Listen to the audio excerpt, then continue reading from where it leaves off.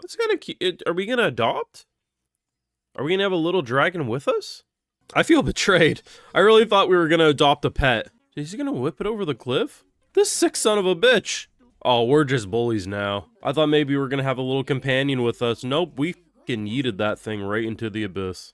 That thing was just living life, and you decided to jump it and try to kill it. And you did kill it. So now you get the fucking diddle whip. You're gonna punch its head off and it's gonna regenerate, and then it's gonna punch your limb off and you're gonna be in pain. I don't think it's worth it, bro. I gotta admit though, it is still kind of cute even in its fucking Venus flytrap form. This really does encapsulate the kind of like exploring a video game and just figuring out how to use all the mechanics, you know? It's gonna be really funny when this girl like randomly stumbles upon this cave and he's got like a sofa in there, he's got a whole ass kitchen. They stole our jerky! Is he poisoning his food? Oh no. He's poisoning the local wildlife so they don't touch his food. So does it try to rely on its cutesy look in order to lure people in? Oh yeah, it's trying to kill us. You know what?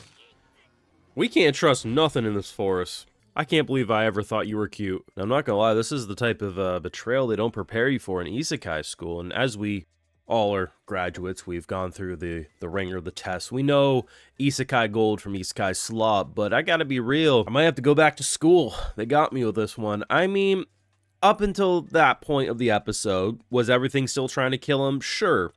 But they also were building in to this kind of, he's lonely, right? And while sure, the human girl is on her way in the forest, are they gonna inevitably bump into each other? Sure. But she's not going to be able to bring him home. So there is still that element of loneliness, and I don't know exactly what it is. Maybe it's because most of what he fought in this episode I kind of thought was cute. He fought like potted plants, potted clay people. There was a giant clay bear. Like, it really wasn't overly dramatic. I was kind of vibing with the creatures. And then there's some monkeys. This sick son of a bitch, though, it got me. I actually thought, like, I did expect it was gonna pounce. But I thought it would be a misdirect, like it was just trying to protect itself, and then he's like, oh, you poor little thing, come back home. What's crazy, too? Literally in the last episode, we fought a spider. That spider had poison. Poison did jack shit to us because we have poison resistance. You're telling me this little axolotl-looking thing is able to poison us to the point that we might die? I mean, Jesus Christ, man, I was not ready for that. I mean, at this point, yeah, kill the sick son of a bitch, but I gotta be honest. That thing had me fooled. Anyway, if you got this part of the video, know what to do. Drop a like, show your support, subscribe, ring that bell, of course, stay up to date on everything. And Patreon is where you catch my full live reactions, all some more. Also does go a long way to help fund the channel and videos just like the one you're watching to make them possible. So, gotta be real, second best episode out of the 4. I'm not gonna overall say it was the best, but it was the one that shook up the formula the most. Because really, if you think about it, this is the world Kumiko from Soma Spider So What would have loved to be born into. Not saying he's not fighting to survive, because he is, but when you really compare the cave of death and like every day of the week just barely surviving up until a point, this man's actually had it pretty easy. Like, bro's already got a house, and in this market to have his own little hole, I mean, you can't beat that. He's got pots, he's got a stove, and just watching him go around and just... Because in episode 2, I think it was, you know, he was eating like bodies off the side of the road because he's a dragon. He doesn't really have fires and shit. And once he started cooking it, he's like, okay, this tastes all right. His whole drive this entire episode was to basically build up his spice rack. And I mean, that's kind of what he does. He goes around, he learns some things. I thought maybe we're going to build into like some Zelda like potion class where like, okay, we got an electric mushroom, we add that, we got electricity resistance. Still could be in the cards, but that's, you know, kind of just a fun... It's like, think of the shows that are like cooking in another world. There's a lot of different cooking isekai.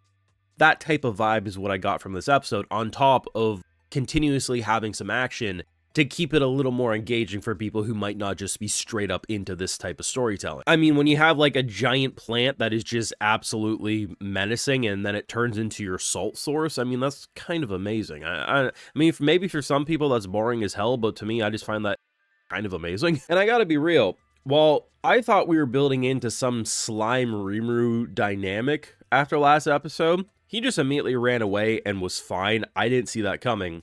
But instead, we end up fighting these pots. And I gotta be real, I felt like we were a bully here. They did a really good job at making me be like, yes, it's survival of the fittest, but we ended up killing their uncle and they all ganged up on us. Yeah, we learned some new skills. We learned the Nutcracker skill because we basically cracked down like we're a meteor strikes. It's just really fun, but I gotta be real, it was around the bear moment when I thought to myself, I'm kind of rooting for our dragon to lose. I'm a sucker for any type of bear design, and while I'm not saying this thing ain't a little creepy, it was made out of clay. It was a fucking clay Ursaring, man, and I was here for it, and it was pretty clever. Like, bro was able to, like, rip off spikes, throw it, you heard him, he does regeneration. The thing that I do like about the mechanics of this world is while it definitely operates in ways that I've seen, because as soon as I saw that it was made out of clay, I knew it was going to be able to repair itself, because anything with clay, that's kind of like their gimmick. Oh, you punch my head off, the clay reforms. It's usually like you got to destroy it all in one go, or there's a crystal, something like that.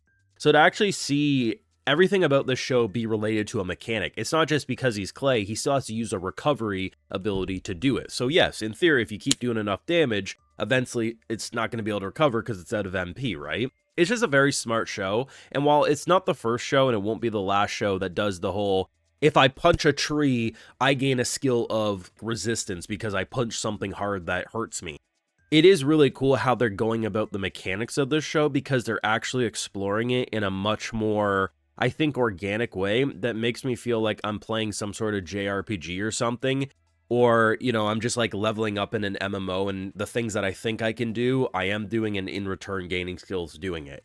It's basically like, the best way I can sum this up, it's like the cousin to So I'm a Spider, So What. I'm not going to say it's the sibling, I feel like it's more different than how Spider went, but I do feel like it's kind of like in the family tree, and it would be very weird to me if someone liked Spider and hated this, or liked this or hated Spider, you know what I mean? Like, I feel like they're just a natural transition. They do it differently, but they're doing it equally well for being at this point in their runtime. I mean, despite not having watched Spider for some time, I remember the intro, and I'd say a good amount of that show very well, and I feel like I'm enjoying this one just as much as I did Spider when it first started, and I still glaze Spider till the cows comes home, you know? Either way, damn good episode. I don't know exactly what I want to see from this show. I feel like there's something special about the idea of him remaining on his own for a bit, and like maybe the girl kind of coming back and forth and slowly learning. But on the other hand, it would be interesting if she set out on an adventure with this dragon. I mean, I definitely think she can't bring it home to her village without, you know, them having dragon jerky for dinner. But either way, good stuff. You can let me know your thoughts down below, whether if you're a fan of the source material or anime only like me. What did you think of episode 4? Do you agree? Second best? Maybe you think it's the first? Or hell, maybe you think it's the worst episode. Let me know down below. Drop a like, share, support, subscribe, ring that bell, and Patreon is where you'll catch my full live reactions, all more, which is why I love to give video shows to my patrons, because it makes these videos possible. Alright, so today we got Amy, I'll see him, Ruben, Blue Wizard, Annoying Waffle, Jamaboo, B-Mon Keith, and we also have Tade Goldway, so I appreciate the support. Please take care, you know, have a good one.